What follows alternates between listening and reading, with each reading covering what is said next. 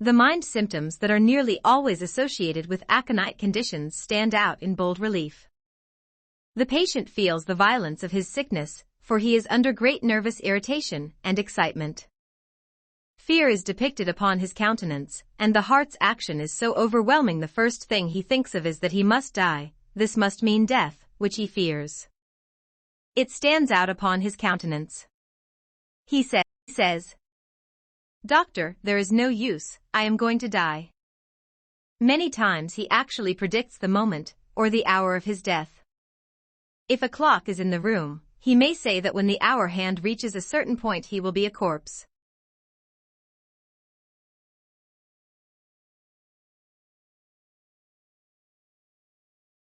When we see this intense fear, this awful anxiety, great restlessness, the violence and the suddenness of these attacks, we have a case, perhaps, that is dying from the poison of aconite, or one who needs aconite. One who has a sickness resembling the poison of aconite needs the smallest possible dose of aconite.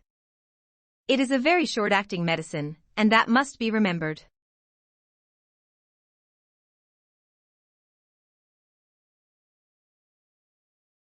It hardly matters what part of the body we are considering, we will find inflammatory conditions. But regardless of the region or the locality of the inflammation, that which I have described is the appearance of the patient. Such are the symptoms that will stand out, that you will observe first the appearance of the face, the mind symptoms, the restlessness, the intensity.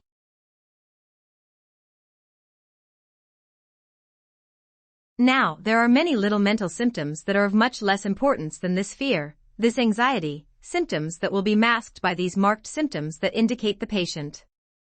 He has lost all affection for his friends. He does not care what becomes of them. He has not the slightest interest in them.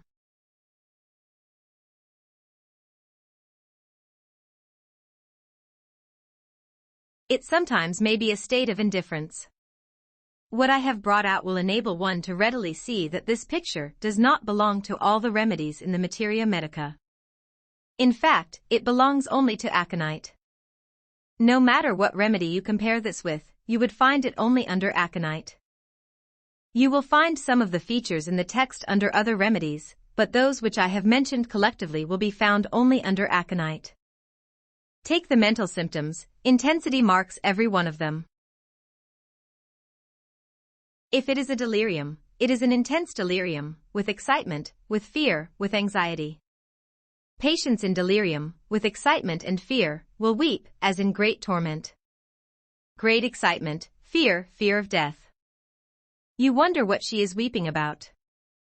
There are all sorts of moods intermingled also with the fear of aconite. There is moaning and irritability, anger, throwing things away, all attended with the violence and anxiety. These features that I described as uppermost are intermingled with all the other symptoms. Screams with pain.